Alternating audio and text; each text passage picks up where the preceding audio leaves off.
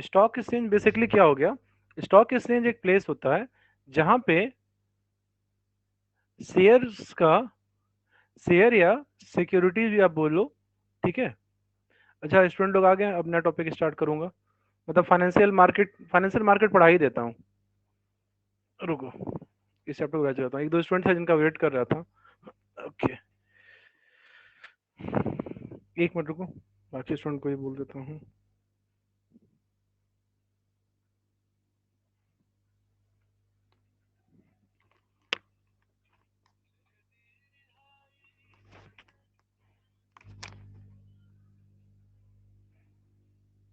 Hello, वो लोग निकल गया कि रुका हुआ है?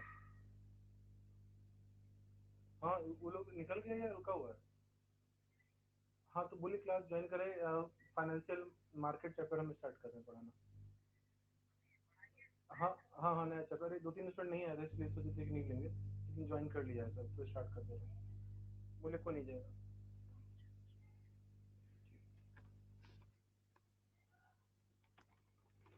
रुको, नया टॉपिक स्टार्ट करता हूँ, रुको।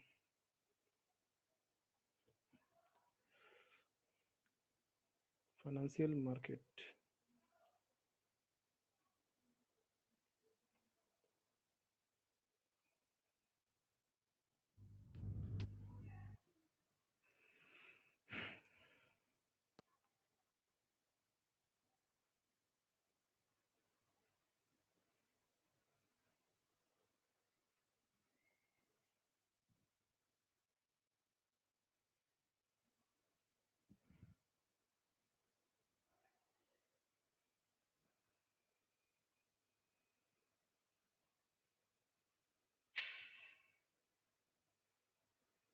ट्रांजिशन स्लाइड से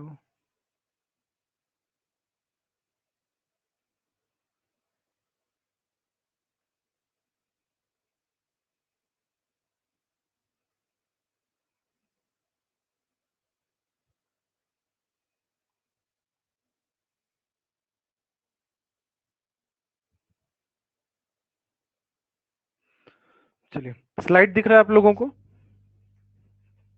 यस सर।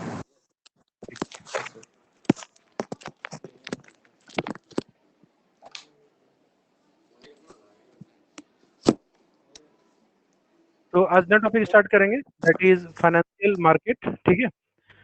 तो फाइनेंशियल मार्केट क्या था? ये गुलशन सर है। तो देखिए फाइनेंशियल मार्केट बेसिकली क्या होता है। तो फाइनेंशियल, देखो मार्केट, एक बात समझो इसमें वर्ड क्या आ रहा है। मार्केट, मार्केट क्या होता है? मार्केट एक जगह होती है जहाँ पे दो दिल मिलते हैं। एक दिल कौन होता है? सेलर का, और एक दिल किसका होता है? बायर का, ठीक है। तो जहाँ पे सेलर और बायर का मिलन होता है, ठीक है।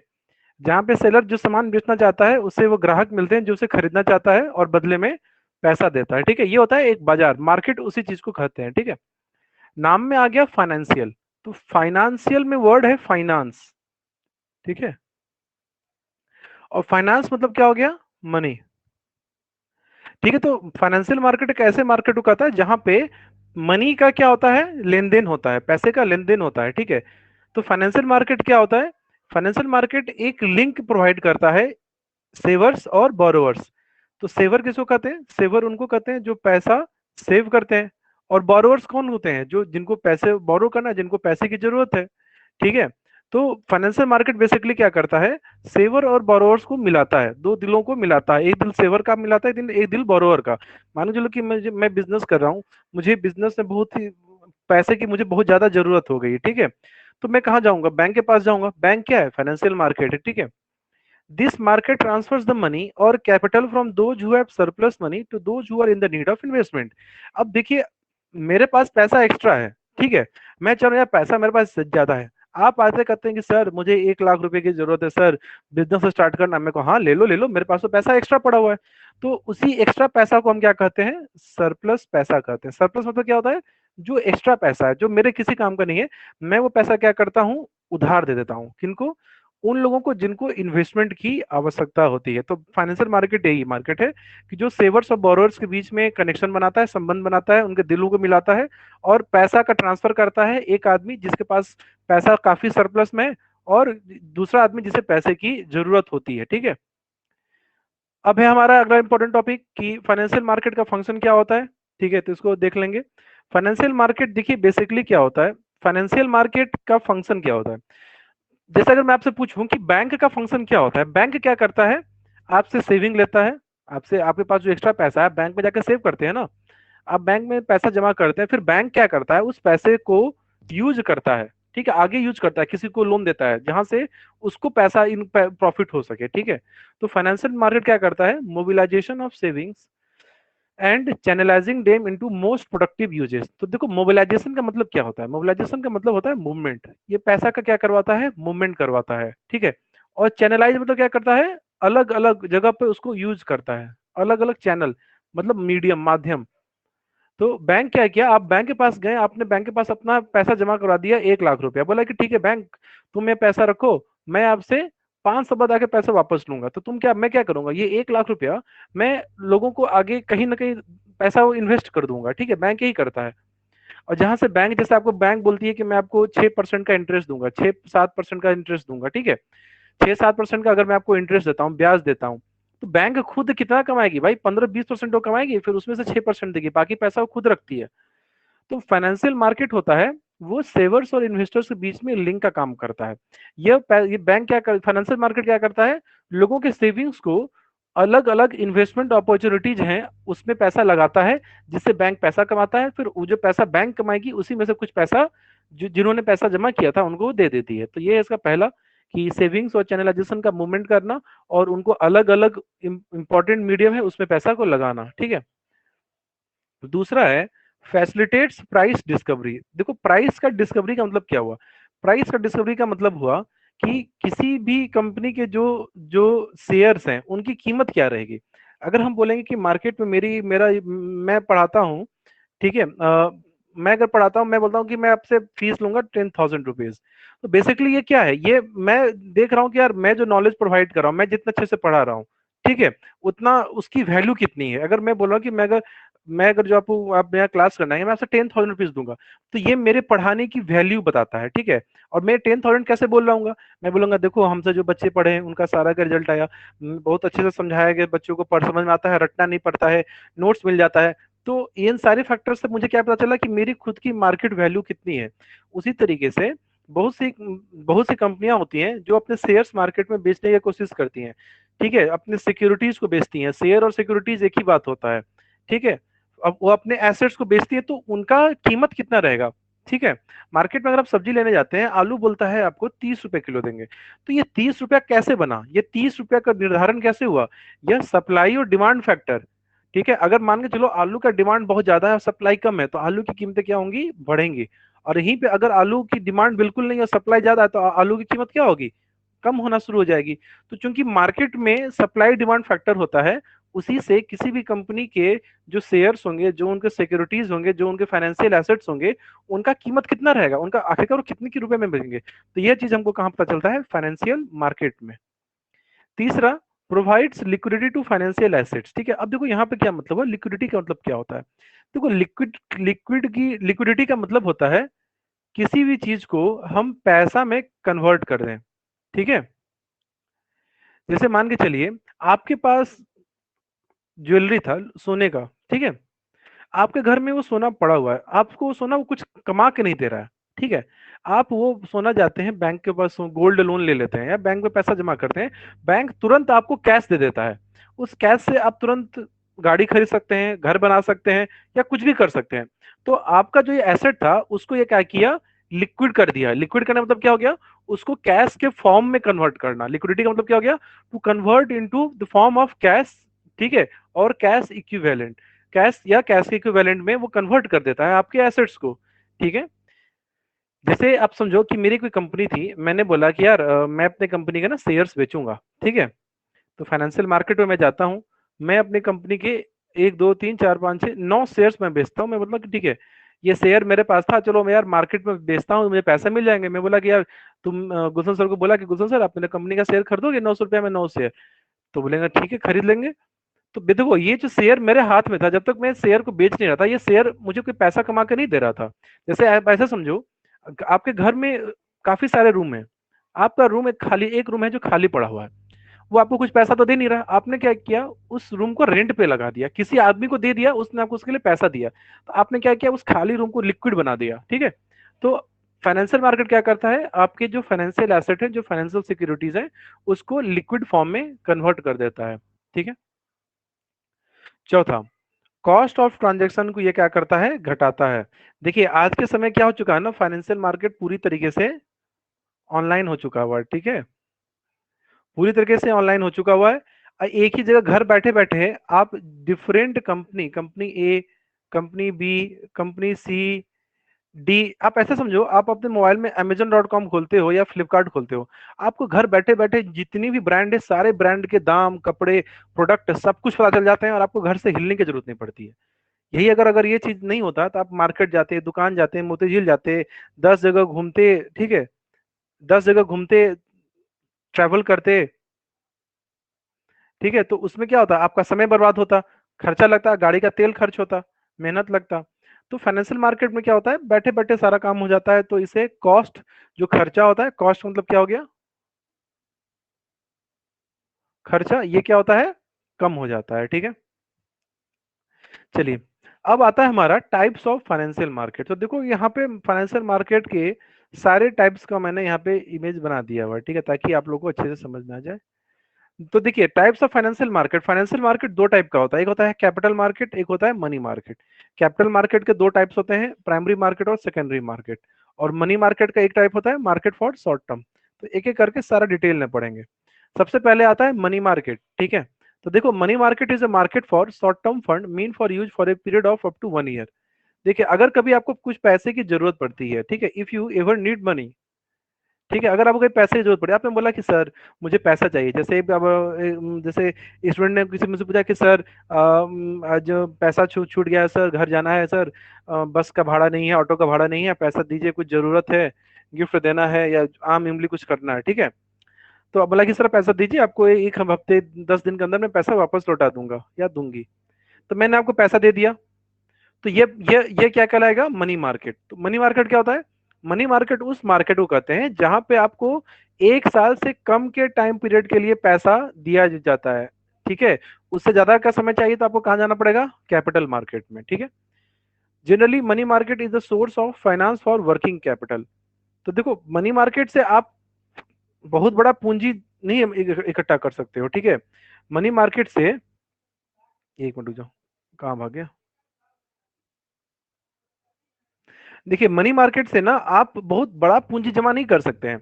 अगर मान के चलो कि आपको, अगर आप बोलते हैं कि सर मुझे 1 लाख रुपए की जरूरत है, आप दे दोगे, भाई पागल तो नहीं हूँ, 1 लाख रुपए थोड़े दूंगा तुम्हें, 100, 10, 100, 500, 1000 रुपए तक दे दिया, 1 लाख थोड़े दूंगा। 1 लाख चाहिए तो बैंक जाओ, ठीक है। तो मनी मार्केट में बेसिकली हमको सिर्फ अपना वर्किंग कैपिटल मिल सकता है। वर्किंग कैपिटल किसको कहते हैं, वर्किंग कैपिटल कहते हैं वो कैपिटल, वो पैसा जो तुमको बिजनेस के डे टू डे एक्टिविटी को चलाने के लिए जरूरत पड़ता हो। जैसे, अच्छा इसकी जैसे हो रहा था, ओके समझ गया। जैसे आपको सामान खरीदना है, ठीक है, आप मान के चलो कि आपका कोई दुकान है किराना का, आपको सप्लायर से सामान मंगवाना है, कुछ मान के चलो कि राइस मंगवाना है, चावल मंगवाना है, चावल खत्म हो गया दुकान से, आपको करीब मान के चलो कि 100 क्विंटल चावल मंगवाना है, आपको लेट से 10,000 रुपया उसके लिए लग रहा है, ठीक है। आप भागे भागे गए कि भाई मुझे बस 10,000 रुपये चाहिए, क्योंकि कोई आपको बहुत बड़ा राशि देगा नहीं, ठीक है। आपको अपने ड्राइवर का सैलरी देना है, आपको बिजली का बिल भरना है, आपको अपने मजदूर का सैलरी देना है, ठीक है। ये सब पैसा, ये सब चीज क्या कहलाता है, आपका वर्किंग कैपिटल, जो बिजनेस में आपको डे टू डे एक्टिविटी में जो आपको जरूरत पड़ेंगे, ठीक है। इन सभी चीजों के लिए पैसा कमाना, क्योंकि इसमें पैसा की कीमत, पैसा आपको स्मॉल अमाउंट का पैसा की आवश्यकता पड़ेगा, तो वैसा मनी मार्केट से सिर्फ आपको सिर्फ वर्किंग कैपिटल के लिए ही पैसा मिलेगा। लेकिन आप चाहते हो कि नहीं मैं एक एसेट खरीदूंगा, फिक्स एसेट खरीदूंगा 1 करोड़ रुपए का, तो वो आपको मनी मार्केट नहीं देगा, ठीक है। वो आपको कहाँ जाना पड़ेगा, कैपिटल मार्केट में। मनी मार्केट से ऐसा नहीं ले नहीं सकते, ले लीजिएगा, लेकिन आपको 6 महीने के अंदर वापस लौटाना पड़ेगा, साल भर के अंदर वापस लौटाना पड़ेगा। कोई जरूरी है क्या कि आप अगर कुछ कल को कोई एसेट खरीद रहे हो, आपको इतना पैसा आ जाए कि साल भर के अंदर लौटा दो। इसीलिए जो लोग हाउस लोन लेते हैं या एजुकेशन लोन लेते हैं वो कैपिटल मार्केट से लिया जाता है। क्यों? क्योंकि इनको लौटाने में समय लगता है। ठीक है, कोई बिजनेस इतने कम समय में इतना बड़ा पैसा नहीं लौटा सकता, इसलिए लोग क्या करता है मनी मार्केट से स्मॉल अमाउंट ऑफ पैसा ले लेता है। ठीक है, तो यही है तुम्हारा मनी मार्केट। मनी मार्केट का फीचर क्या होता है कि ये शॉर्ट टर्म मार्केट होता है। दूसरा, no fixed geographical location. Money market का कोई एक फिक्स जगह नहीं होता है। ठीक है, कोई फिक्स बिल्डिंग या प्लांट नहीं होगा, आप घर बैठे बैठे किसी से भी लोन ले सकते हैं। मनी मार्केट में major institutions involve in money market are RBI, commercial bank, LIC, ये सब आपका मनी मार्केट का एग्जांपल है। Common examples of money market are call money, treasury bill. ये अभी ये आगे में हम लोग डिटेल में पढ़ने वाले फीचर्स को। तो देखो यहाँ पे आ गया कॉल मनी। देखो मनी मार्केट में ना पैसे लेने के ना अलग अलग साधन होते हैं। किस तरीके का पैसा आप मनी मार्केट में ले सकते हैं? तो सबसे पहला कॉल मनी। तो देखो कॉल मनी क्या होता है।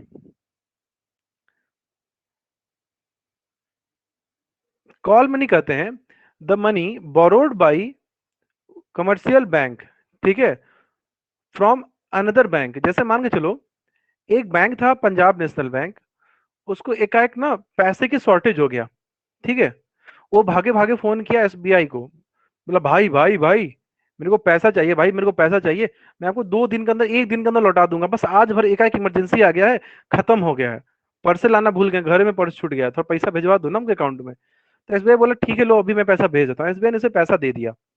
ठीक है, और ये जो पैसा होता है ना वो जनरली 1 से 2 दिन में पीएनबी क्या करेगा, पैसा इसको वापस लौटा देगा। तो यही कहलाता है कॉल मनी। ठीक है, द मनी बोरोड और lent on demand for a short period which is generally 1 day, जो 1 या 2 दिन के लिए पैसा उधार लिया जाता है। ठीक है, वही कहलाता है call money. Mostly bank uses call money. Call money का यूज कौन करता है? Commercial bank. जब भी किसी बैंक को टेम्पोररी शॉर्टेज हो जाता है कैश का, तो बैंक क्या करता है दूसरे बैंक से पैसा उधार ले लेता है। कॉल मनी को ही दूसरा नाम क्या कहते हैं? Inter bank call money. तो ये है कॉल मनी का इंस्ट्रूमेंट। अब इसके लिए कोई कोई दूसरी बहुत बड़ी संस्था नहीं होती है, आप उसके यहाँ घर जाइएगा, वहां पे फॉर्म भरिएगा तब लोन मिलेगा, ऐसे नहीं होता है। ठीक है, दूसरा होता है ट्रेजरी बिल। ट्रेजरी बिल किसको कहते हैं? ट्रेजरी बिल होता है they are issued by Reserve Bank of India on behalf of the government of India. These bills enable government to get short-term borrowings as these bill are sold to bank and general public। जिन बच्चों ने मुझसे micro economics पढ़ा है वहां पे inflation और deflation को control करने का जो मेथड था उसमें हम लोग को ये पढ़ना है open market operation. Open market operation क्या होता है कि देखो कभी कभी क्या होता है ना कि गवर्नमेंट को भी पैसे की जरूरत पड़ जाती है। ठीक है, अब आपको पता है कि गवर्नमेंट को पैसे की जरूरत चाहिए तो गवर्नमेंट किससे मांगेगी? या तो आरबीआई से मांगेगी। ठीक है, और आरबीआई मतलब पैसा अल्टीमेटली कहाँ से आता है? जो हमारे और आपका जो टैक्स का पैसा होता है गवर्नमेंट को उसी से पैसा मिलता है। तो गवर्नमेंट के पास पैसे रेज करने के ना बहुत तरीके होते हैं। गवर्नमेंट क्या करती है ना, ट्रेजरी बिल इशू कर देती है। ट्रेजरी बिल का मतलब क्या हो गया? ये एक तरीके का डॉक्यूमेंट होता है। जैसे मान लो चलो कि मुझे पैसे की जरूरत पड़ी, मैं बोला यार आज मुझे पैसा चाहिए। ठीक है, मैंने बोला अंशु मुझे आज पैसे की जरूरत है, तुम क्या करो ना तुम मेरा ये मैं तुमको हमसे ये सामान खरीद लो 100 रुपए में, और कल को मैं तुम्हें पैसा वापस दे दूंगा और अपना जो सर्टिफिकेट है मैं ले लूंगा। ठीक है, तो तुमने बोला ठीक है सर लेकिन मैं लूं क्यों आपसे? कहा ठीक है, तुम अगर आज ये मुझसे 100 रुपए में मेरा ये सामान लेते हो तो कल को मैं तुमसे 105 रुपए में वो सामान वापस खरीदूंगा, तुमको यहाँ पे 5-10 रुपए का प्रॉफिट हो गया। यही होता है ट्रेजरी बिल। तो ट्रेजरी बिल क्या, लेकिन गवर्नमेंट ये पैसा कब यूज करती है? ये शॉर्ट टर्म पैसा जहां पे गवर्नमेंट 3-4 महीने या 1 महीने 2 महीने के अंदर पैसा लौटा देगी। Treasury bill are issued by Reserve Bank of India on behalf of the government of India. These bills enable government to get short-term borrowings as these bills are sold to bank and general publics. These bill are negotiable instrument। देखो negotiable instrument का मतलब क्या होता है? negotiation, जिसको negotiate किया जा सके, जिसको मतलब एक पर्सन से दूसरे पर्सन ट्रांसफर कर सके। जैसे आपके पास जो कैश है, रुपया है, ठीक है, वो क्या है? निगोशिएबल इंस्ट्रूमेंट होता है। उस पैसे को आप ट्रांसफर कर सकते हैं एक पर्सन से, वो नंबर अनलिमिटेड टाइम्स वो ट्रांसफर हो सकता है। वो 500 रुपए है, आप 500 रुपए हमको देंगे, मैं किसी और से लूंगा। तो निगोशिएबल इंस्ट्रूमेंट होता है कि आप किसी और भी कोई भी पर्सन को ट्रांसफर कर सकते हैं। ठीक है, और जब भी गवर्नमेंट इसको इशू करती है ना, गवर्नमेंट डिस्काउंट पे इशू करती है। जैसे अगर मानो चलो ये इसकी कीमत 100 रुपए थी, लेकिन मुझे जब पैसे की एकाएक जरूरत होगी तो मैं बोलूंगा यार देखो यार ये सामान था 100 रुपए का, लेकिन मैं तुमको 90 में बेचूंगा, तुमसे 110 रुपए में खरीद लूंगा। इसीलिए लोग ट्रेजरी बिल खरीदता है। क्यों? क्योंकि इसमें तुमको पैसा ज्यादा मिल जाता है। ठीक है, ये तो डिस्काउंट में सामान खरीद लिए और तुमको प्रीमियम पे तुम 10-20 रुपए बढ़ा के तुमसे आदमी द्वारा सामान वो खरीद लेगा। तीसरा होता है कमर्शियल बिल। तो अब देखो कमर्शियल बिल क्या होता है। कमर्शियल बिल आप लोगों ने बिल्स ऑफ एक्सचेंज टॉपिक पढ़ा होगा। ठीक है, बिल्स पेबल और बिल्स रिसीवेबल। ठीक है, जैसे दो बिजनेसमैन को अगर मान के चलो कि तुम मेरे यहाँ सामान लेने के लिए आए। ठीक है, मैं बोले कि सर हम कोचिंग करना है लेकिन पैसा नहीं है, हम आपको एक बिल दे देते हैं। तूने बिल पे लिखा कि अपने बैंक को बोला कि ये सनत सर को आज से 2 महीने बाद इतने रुपए पे का भुगतान कर दिया जाए। अपना साइन कर दिया, बैंक अकाउंट नंबर लिख दिया और मुझे पकड़ा दिया। ठीक है, 2 महीने बाद मैं जाता हूँ बैंक में वो बिल्स दिखाता हूँ और बैंक से पैसा ले लेता हूँ। तो यही होता है कमर्शियल बिल। तो कमर्शियल बेसिकली क्या होता है, एक बिजनेसमैन दूसरे बिजनेसमैन के लिए इशू करता है। ठीक है, देखिए ट्रेड बिल और कमर्शियल बिल का दूसरा नाम है ट्रेड बिल या accommodation bills. Are bills drawn by one business on another. एक बिजनेस फर्म दूसरे बिजनेस पे ये इशू करता है। ठीक है, these are common instrument used in credit purchase and sale. Generally normal जो बिजनेस होता है वो लोग इसी तरीके से होता है, बिल्स इशू कर देते हैं। ठीक है, इनको इनका मैच्योरिटी पीरियड मैक्सिमम कितना दिन होता है, 90 दिन। मतलब 90 दिन के अंदर तुमको भुगतान कर देना होता है या उससे तुम पहले भी कर सकते हो। इसमें क्या होता है ना, जो ड्रॉई होता है, जो बिल बनाता है, वो ये लिखता है, जैसे मैंने बताया ना कि सनत सर को तुमने बोला कि 2 महीने बाद भुगतान कर देना है। ठीक है, और तुम यहाँ पे लिखते हो कि मैंने सनत सर के यहाँ क्लास किया था या सनत सर से उधार कोई सामान खरीदा था और मुझे मैंने उसका इमीडिएट पेमेंट नहीं किया, लेकिन तो मैं अपने बैंक को बोलता हूँ कि आज से 2 महीने बाद सनत सर को पेमेंट उनके अकाउंट नंबर में कर दिया जाए। तो तुम यहाँ पे ये एक्सेप्ट करते हो कि तुम्हारा कोई उधार था सामने वाले पर्सन को लेके और इसका उस टाइम पे भुगतान कर दिया जाए। ठीक है, तो कमर्शियल बिल ऐसे ही होता है। यहाँ पे कैश की जरूरत नहीं पड़ती है, किसी को कैश नहीं भी रहे तो भी उनको पैसा उनका मिल जाता है। यही होता है तुम्हारा कमर्शियल बिल।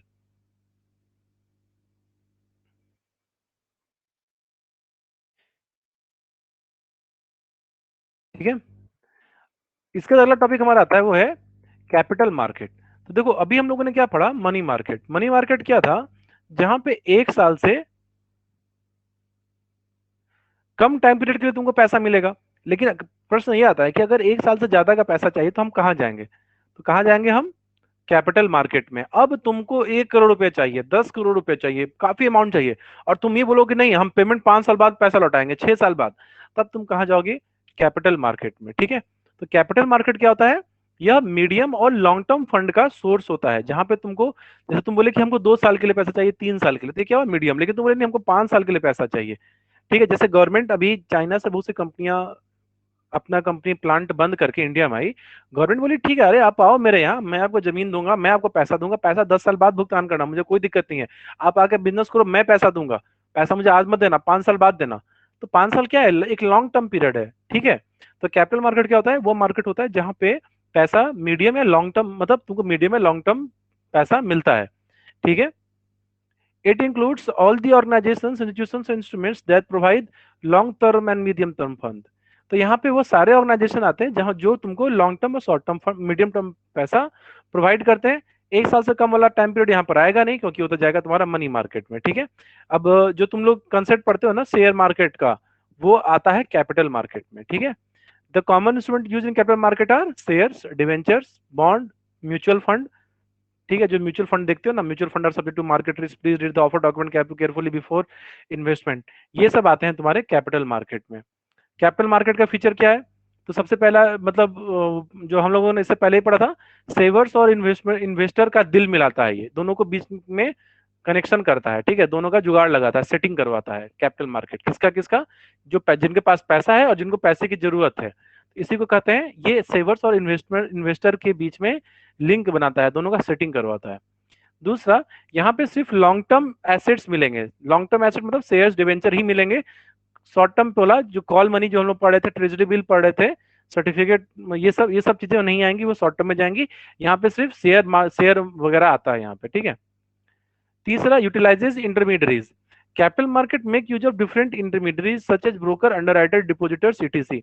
देखो कैपिटल मार्केट में दिक्कत ये होता है ना, कैपिटल मार्केट में तुम डायरेक्टली सामान नहीं खरीद पाओगे।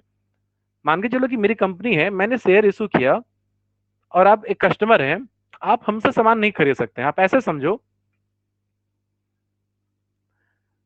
मार्केट में एक प्रोड्यूसर होता है जो सारा सामान बनाता है, ठीक है। जैसे अगर मान के चलो गुड्डे बिस्कुट का बात करूं, तो गुड्डे बिस्कुट गुड्डे कंपनी मान के चलो बनाती है, ठीक है। तो गुड्डे कंपनी तो एक बार में लाखों करोड़ों बिस्कुट बना देती होगी।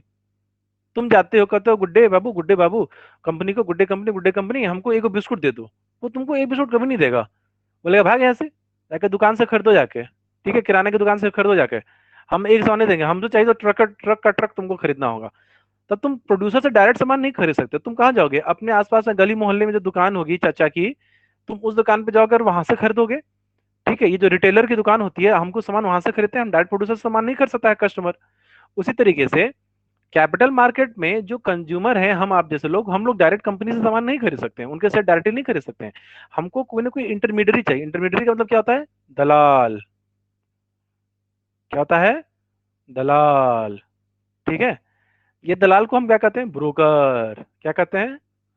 ब्रोकर, ठीक है। ये दलाल होता है, ठीक है। तो दलाल कौन कौन हो सकते हैं? बैंक एक ब्रोकर होता है, ठीक है। मतलब बहुत तरह के ब्रोकर होते हैं, आगे टॉपिक में हम लोग पढ़ेंगे डिटेल में। तो ब्रोकर के माध्यम से जैसे लैंड, जमीन खरीदने जाते हो शहरों में, तो तुम डायरेक्ट, तुमको ब्रोकर के पास जाना पड़ता है, ठीक है। वो लोग तुमको, हाँ,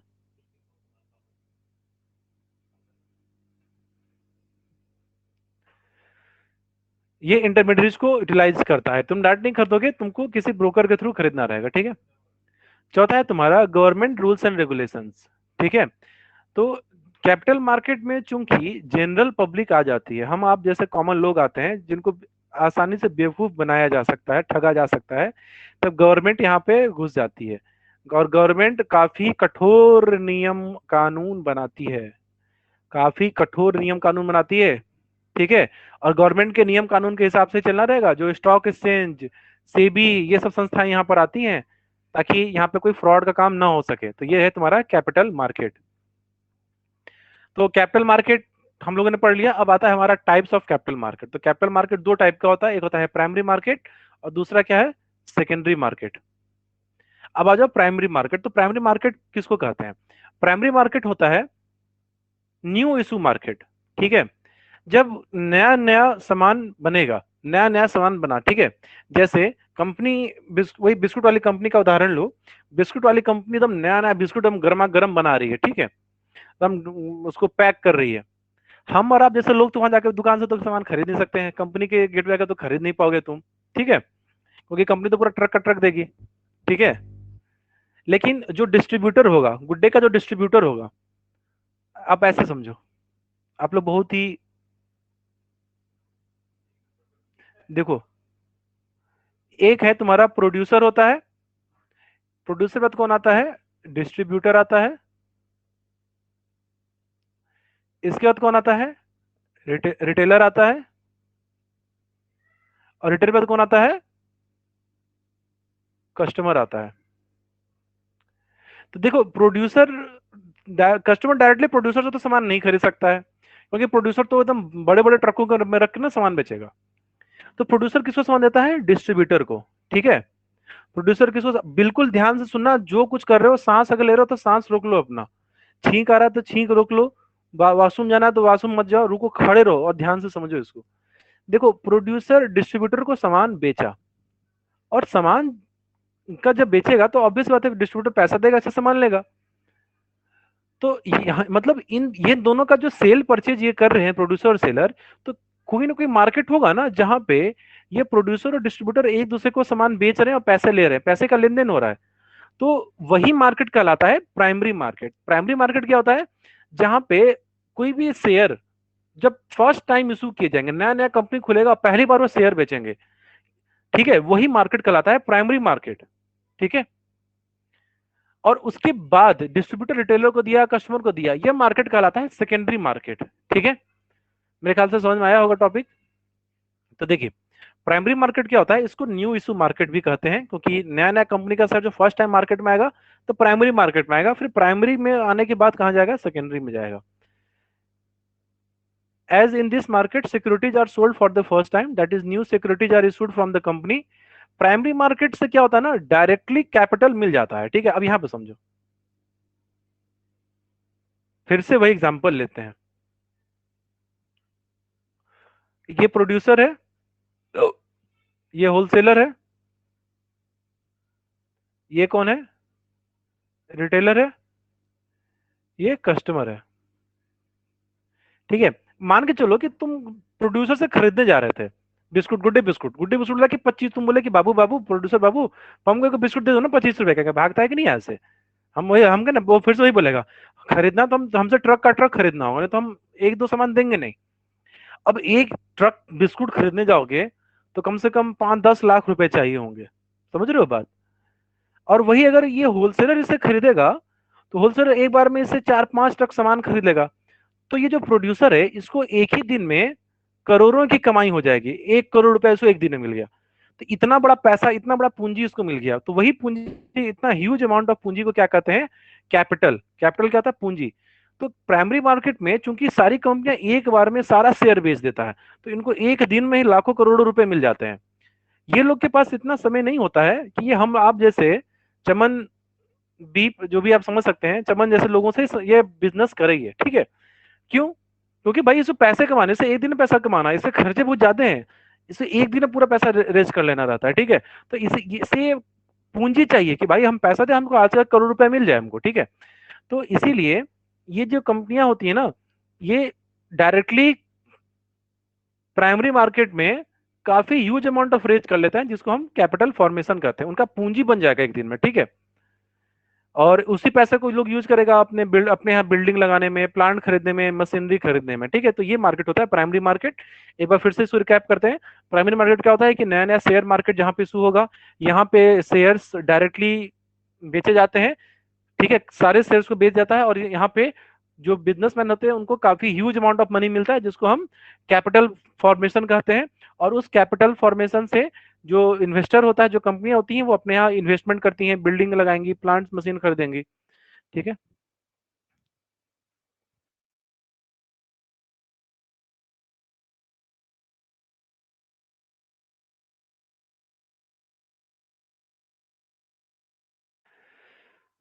अब आता है यहाँ पे method of flotation of securities in the primary market. अब अगला टॉपिक ये है कि आखिरकार प्राइमरी मार्केट में कंपनियां किस तरीके से शेयर बेचती हैं, क्या क्या तरीके होते हैं प्राइमरी मार्केट में सामान बेचने का, ठीक है। तो 3 तरीका है। पहला है आपका पब्लिक इशू थ्रू प्रोस्पेक्टस, ठीक है। पहला है कि भाई आपके पास जितना सामान था आप उसको पब्लिकली बेच दो, ठीक है। तो ये कराता है प्रोस्पेक्टस के थ्रू। देखो प्रोस्पेक्टस क्या होता है। प्रोस्पेक्टस एक डॉक्यूमेंट होता है। जैसे आप स्कूल में एडमिशन करवाने जाते थे तो स्कूल वाला आपको एक प्रोस्पेक्टस देता था। जैसे अगर मान के चले कि आप डीएवी में एडमिशन कराने के लिए गए, ठीक है। आपको स्कूल के बारे में जानकारी चाहिए ना कि आपका बच्चा वहां पढ़ेगा कि नहीं पढ़ेगा, ठीक है। तो आप बोलेगा कि भैया मुझे प्रोस्पेक्टस दिखाओ। तो डीएवी ने आपको क्या किया, प्रोस्पेक्टस दिया। आपने देखा भाई 25 पन्ने का प्रोस्पेक्टस है, उसमें स्कूल के बारे में डिटेल में दिया हुआ है, स्कूल क्या क्या फैसिलिटी दे रहा है आपको, ठीक है। स्कूल क्या क्या आपको फैसिलिटी प्रोवाइड कर रहा है, स्कूल की फीस कितनी है, स्कूल में कंप्यूटर लैब है कि नहीं है, साइंस लैब है कि नहीं है, स्कूल में बस की सुविधा है, ठीक है। तो इतने सारा स्कूल में फंक्शंस, जितने सारे फंक्शन हुए उन फंक्शंस का फोटो है, ठीक है। स्कूल में स्विमिंग पूल है, घुड़सवारी होता है। तो ये प्रोस्पेक्टस रहा। अब आप क्या कीजिएगा, वो प्रोस्पेक्टस देख के ही ना, अरे भाई प्रोस्पेक्टस बहुत अच्छा है, चलो अपने बच्चे का एडमिशन मैं इस स्कूल में करवा देता हूँ, ठीक है। तो उसी तरीके से जो कंपनियां भी होती हैं वो क्या करती हैं, अपने प्रोस्पेक्टस इशू करती हैं कि देख लो मेरी कंपनी है, मेरी कंपनी का बिजनेस मॉडल ऐसा है, मेरी कंपनी बहुत ग्रो कर रही है, आज मुझे 1 लाख रुपए की जरूरत है, अगर आपको मेरा इन्फॉर्मेशन मेरे प्रोस्पेक्टस से पसंद आया तो आप मेरे कंपनी का शेयर खरीद लो, ठीक है। तो पहले मेथड में क्या होता है, जो कंपनियां होती हैं वो प्रोस्पेक्टस इशू करती हैं और ये बताती हैं अपने कंपनी के बारे में, शेयर्स के बारे में, शेयर की कीमत कितनी है। आप आज मेरा 1 लाख रुपए लगा रहे हैं तो आज से 2 साल बाद आपको 2 लाख रुपए मिलेंगे, ठीक है। तो यही होता है तुम्हारा पब्लिक इशू करना। पब्लिक इशू होता है कि मान के चलो कि मुझे अपने कोचिंग में पैसे की जरूरत है, आप सारे लोग जितने बच्चे क्लास कर रहे हो अभी सारे लोग, आप लोगों के पास पैसा है, मैं आप लोग को अपना प्रोस्पेक्टस दिया, रिजल्ट दिखाया कि देख लो उसका मुझे पैसा चाहिए, अब फिर आप लोग मेरे यहाँ कंपनी में इन्वेस्ट कर देना। आप लोगों ने प्रोस्पेक्टस देखा, बोला हाँ सर का कोचिंग तो बहुत बढ़िया है, सर का कोचिंग बहुत ग्रो करेगा, तो चलो ठीक है सर के कंपनी में इन्वेस्टमेंट कर दिया जाए, ठीक है। तो यही होता है तुम्हारा प्रोस्पेक्टस, प्रोस्पेक्टस को देख के ही लोग इन्वेस्टमेंट करने का डिसीजन लेता है, ठीक है।